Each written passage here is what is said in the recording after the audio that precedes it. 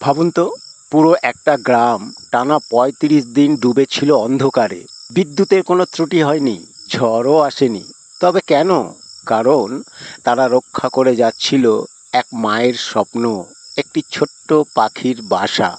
তামিলনাড়ুর এক ছোট্ট গ্রামে রাস্তার আলো জ্বালানোর সুইচ বক্সেই এক পাখি ডিম পেড়েছিল। মা পাখি দিন রাত ডিমে তা দিয়ে গেছে, নড়েনি তার বিশ্বাস। গ্রামবাসীরাও বুঝেছিল ওই পাখিটারও তো সন্তান আছে, ওরও তো বেঁচে থাকার অধিকার আছে। তাই তারা হয়ে উঠল সত্যিকারের মানবতার ফেরিওয়ালা। ৩৫ দিন ধরে গ্রামে কেউ আলো জ্বালায়নি। অন্ধকারে অনেকে হোঁচট খেয়েছে, কেউ বা আবার পথও হারিয়েছে।